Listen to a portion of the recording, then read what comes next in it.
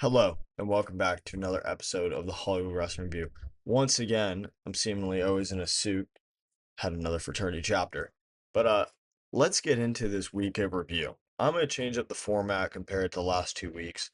I'm kind of just gonna go all over the place, still with a structure, but I'm gonna go over the place and just kind of just go off the top of the dome. So this has been one of the best weeks in wrestling that I can remember for a really damn long time. And that really started with like, holy shit, that was a historic night in Boston. John Cena came home, made history, and then set up some massive stakes for War Games. There were shocking returns. The tournament was heating up for the last time is now. And what a damn episode. So, of course, we started our first match was John Cena versus Dominic Mysterio for the Intercontinental Championship. And as we know, John Cena is well, now is a Grand Slam champion. Before this week, he wasn't, never won the Intercontinental title. We get his last show in Boston, his hometown. Got mass guy, an absolute masshole. And we're in the TD Garden. And when I heard Dominic Mysterio's music, I went, oh shit, is this the time? Are we finally going to get the Dominic Mysterio versus John Cena match that we've so dearly been wanting? And what do we end up getting? We end up getting the match. Triple H says, you know what? Ding, ding, ding. Dominic Mysterio, you're defending that Intercontinental Championship against the GOAT, John Cena. Match kicks off, and just a great match. A lot of homages to John Cena versus Eddie Guerrero and what they used to do. And this just felt like an emotional peak of John Cena's career, especially in his hometown. Major setup. Whoever he faces in his last match now genuinely has a real target. Like, oh, this is also for the Intercontinental Championship? After John Cena just became the Grand Slam champion? This opens a lot of things up. I immediately think of Sheamus. He needs to become a Grand Slam champion. He doesn't need to, but it would be pretty cool if he became a Grand Slam champion. So really cool getting to grow up with Cena. And then like it's very rare to see history of Cena. I mean, the guy's won 17 world championships. You don't you don't get to see history with him when he's made history for the last 20 years. You know what I'm saying? So whenever you get to see this type of things, super cool. And more in addition with Cena and the last time is now tournament.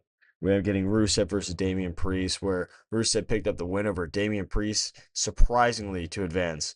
Like Rusev looked unbelievably strong before this. Now that he actually beat Damian Priest, an ex world champion, not too long ago, he's actually being positioned as a serious contender in the final storyline and the whole mess and ordeal with Cena. You don't actually ever get to see Rusev being put in these spots that he actually so rightly deserves and covets. I mean, the guy literally at WrestleMania, I believe it was 32 or 33, one of those two. He had a match against Cena for United States Championship, and Rusev showed up in a fucking tank. Pardon my language. Rusev showed up in a tank against John Cena. So they have some unbelievable history.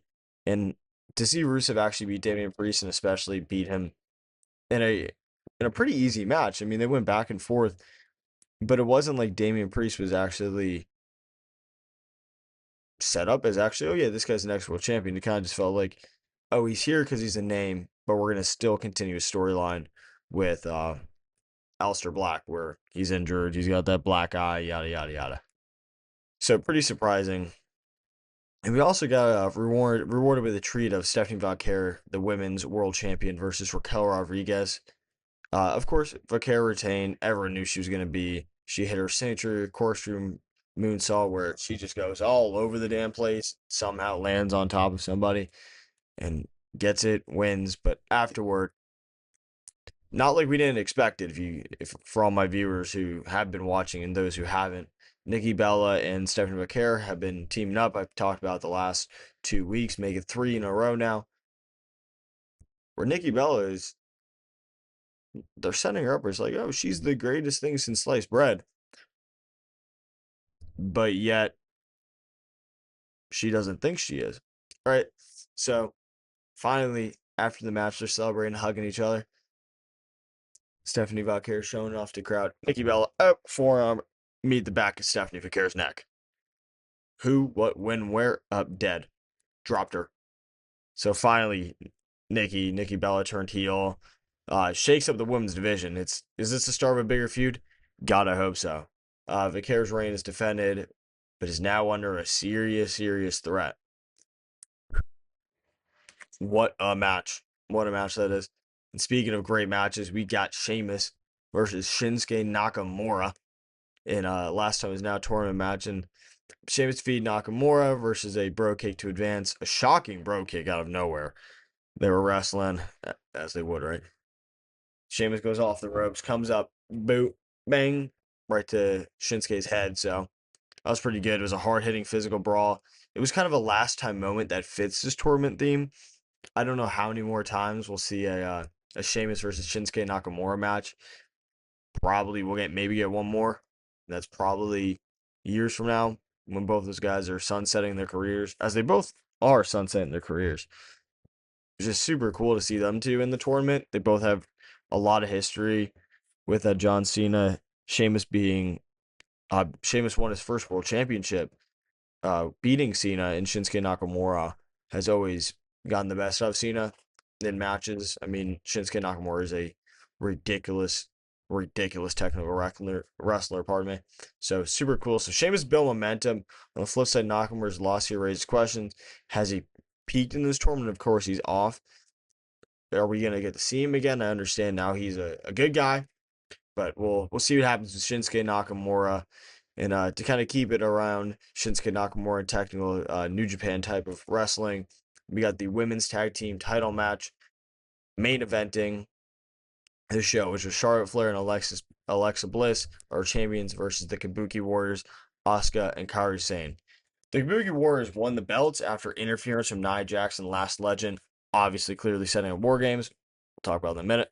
But after the match, Jackson, Last Legend, battered and beat the crap out of Flair and Bliss, with Io Sky returning and running out to make the save, and then boom, we hear "This is my brutality." Rhea Ripley has returned, wearing a face mask for the second time in a row, going toward War Games, clearing out the ring. Ripley grabs a mic and declared a women's War Games match for Survivor Series. Main talking point here, huge moment, new champs, but more importantly, Ripley's return in War Games call sets up the stage for a brutal, high-stake women's match. The division is exploding in the tag team. The women's tag team division is the best tag team in WWE right now. Best tag team, no shit. Is the best division. So many great teams. And this women's War Games match feels deserved now, which the last 2 years have been hard to justify one. Besides, oh, we need we need a women's one. It's been hard to justify the match. This year feels like justification. Great addition, adding Lash Legend, as we talked about last week. Having a long day tonight, folks. Tired. But super cool. Super cool. And it just was a really good episode. It was a bittersweet, electric night. Cena's career milestone, tournament progressing, War Games announcements, to make this episode feel like a launching pad toward a massive Survivor Series. And what makes it feel even more massive is that we get CM Punk, Jey Uso, Jimmy Uso, going into the back saying War Games. They want War Games against the division, including Logan Paul. So shaping up right now to be a good match. We'll definitely cover that with SmackDown and more next week is when it's probably finalized. I'm guessing we're gonna get a surprise Brock Lesnar or Austin Theory entrance here next week. So men's War Games, table that for next week. We'll get further into it. And let's turn our page to in my favorite stadium in the world, the MVP Arena in Albany, because it's where I saw my first ever Monday Night Raw. Side note, New York is where I've seen every single WWE show. I've gone to Albany for 3 shows and also went to WrestleMania 29 in MetLife. So let's turn our page to SmackDown. SmackDown turned up the heat for Survivor Series. Alliances were shifted. Loyalty was tested. Key players made moves. The last time is now tournament continued. With titles defended and Drew McIntyre crashing the party. Who would have thought? Let's get into it. So our first match was a last time is now tournament match where it was Jey Uso versus The Miz. Jey Uso wins with a spear and his Uso splash. Uso keeps his tournament momentum going strong. Miz made it personal. He even parodied Cena's 5 moves of doom, but Jey wasn't having it. I'm pissed off. I really don't like Jey Uso, in case you guys don't remember that one. It's just The Miz should beat Jey Uso in this tournament, in this format. Should Jey Uso beat The Miz and everything else? Yeah.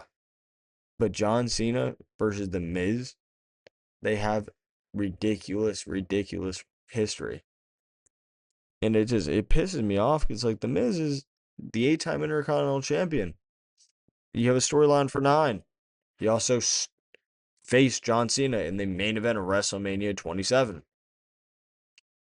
That's pretty major. What's he done with Jey Uso? Oh, they were in a Royal Rumble. So I'm pissed by that. But what I'm not pissed off with, Ilya Dragunov versus Axiom in another U.S. title open challenge. Dragunov retains his belt, countered Axiom's offense with his Torpedo Moscow and H-Bomb combo, which I love Ilya Dragunov's finish and combination. Running at a guy, headbutting him, and then dropping an elbow on their head for his H-Bomb. Truly wonderful. And Ilya Dragunov just continues to impress me. His just hard work, his resilience, and just the firepower. Like, he's truly a fighting champion. And I hope he is in this, I think he's in the last time is now tournament. Correct me if I'm wrong. But, like, even if he's not, Ilya Dragunov has been the most impressive thing on any show the last 5 weeks now, ever since he won the tournament. So really cool stuff. Now, I want to talk about LA Knight. LA Knight is the 2020s version of Zack Ryder. Got organically over, and the company buries him. So what'd we get for a treat? We got a last time is now tournament. LA Knight versus a mystery opponent. Mystery opponent comes out. Woo, woo, woo. Zack Ryder returns after 13 grueling years since coming back to being over. Of course, he was popular in 2012, but left the company in 2018. But 13 years was the return of the proper Zack Ryder. The proper woo, woo, woo. I'm I'm a little turned. I'm beside myself because Ryder had the crowd nostalgia, but Knight's dominance in the ring reaffirmed why he's a favorite. LA Knight, of course, wins with BFT, which came in a surprise to me. Knight is looking like a very serious, legit threat. And Cena's retirement tournament with which each win and each moment he's staking his claim. But my main thing, I'm gonna put the microphone up for this because I want it to be clear. Zack Ryder should have came back as Matt Cardona. Matt Cardona is what changed wrestling culture and landscape, not Zack Ryder. So WWE having him return under his WWE name, total bullshit. I get it, but of course they're selling his merch. Is he signed? Because I would love for him to be signed. His wife Chelsea Green's doing some of the best work I've ever seen, and I would love for them to do mixed tag team matches. But part of me just wants to be 10 years old and watching Zack Ryder again. Maybe he's signed. Hopefully we'll find out next week. In more boring and simple news, Jade Cargill had a match against B-Fab. Jade Cargill, of course, won, dominated, just beat the shit out of B-Fab, which B-Fab seemingly is just becoming when you win a women's championship, whether that's a mid card or a world championship, it seems like your first defense is always Michin or BFAB. And guess what we're gonna get next week? Probably Michin, because after the match, Michin, friend of BFAB, comes in, gets into Jade's face, and things almost boil over. That's when Jade Cargill just pushes her aside and just goes, "Who are you? I'm the champion. I'm Jade effing Cargill, a freak of nature." I'm pretty sure there should be a photo right here. Look at that woman. She's one of the best in the world right now. So, very cool. Very excited for that. And just Jade remains dominant. Post match stare down hits a potential rivalry with Meechin or BFAB. I think it's going to be both. I wouldn't be surprised they do a 2-on-1 match. But the women's division on SmackDown is heating up. And speaking of heating up, Bronson Reed is heating up. Who the hell are you, Braun Breaker? Let's talk about it. So we got an undisputed WWE Championship match where Cody Rhodes wins by disqualification after interference from Braun Breaker and Logan Paul. Match was cool, but here's the kicker. Drew McIntyre returns. I thought we were going to have to wait 2 weeks. We only need to wait 1 week. Despite being suspended. Because I was near said Paul Allen. Because Paul Heyman reportedly found a loophole in the War Games contract that they can find anyone on any roster, suspended or not, he can still come on in. So Drew McIntyre comes back, helps Braun Breaker, Logan Paul, and they dismantle Cody Rhodes plus the Usos. The major talking point is McIntyre's return is a massive swerve.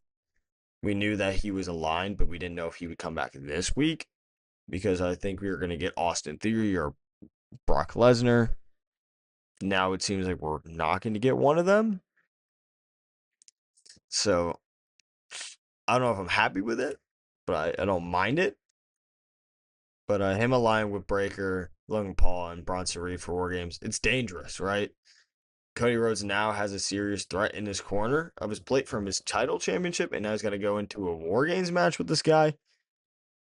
It's super night, super night. Ugh, it's crazy. It's crazy. And obviously for the match, we got our major segment at the beginning. Sorry that I didn't cover it originally, but I wanted to cover it in addition to War Games with the men. But we started off SmackDown with a women's promo where it was Charlotte Flair, Alexa Bliss, going out there meeting up with Rhea Ripley and Io Sky. And I love when WWE actually faces the fact that Charlotte and Rhea, don't you guys hate each other? Which was a beautiful thing to see is when Charlotte Flair literally just says, "I can't do this with you. I don't like you, Rhea Ripley. I cannot go into War Games with you." So that was pretty cool. And she won't team with Rhea Ripley. Of course, now there's tension and betrayal in the women's side of War Games. Just signaling fractures and alliances. We'll see what happens. Not much. But overall SmackDown takeaways, just there was massive shakeups. Drew McIntyre's return and alignment gives the team vision or Heyman squad some serious firepower. The last time is now tournament continues to build. Jey Uso, LA Knight are looking strong. Jade Cargill so damn dominant, and new potential rivalries make the women's side even more intriguing. Additionally, just Cody Rhodes. Why did I say it like that? Cody Rhodes is under threat from multiple angles. It's just survival for survival games. War Games is going to be brutal. Very brutal. I just think for an effective way to wrap this up and just keep the show 20 minutes this week is just, I'm really excited for next week. But our big talking points is Cena's legacy and final run. Become a Grand Slam champion is a perfect cap to Cena's career arc. And his final opponent is going to be incredibly meaningful, especially putting a title on the line. It opens up to so many people. Additionally, with women's War Games and men's War Games on the horizon, the women's War Games match is now officially teased with Rhea, Io, Charlotte Flair, and Alexa Bliss in the mix. Things are going to be wild. Got to figure out what 4 women they're going to face. Obviously, we're going to get 4, but I want 5. Maybe Becky Lynch. Maybe not. We'll see what happens. It's just heel and face lines are blurring. Like there's a lot of withdrawals, a lot of betrayals, a lot of alliances lately, surprise returns, and both brands are leaning into chaos.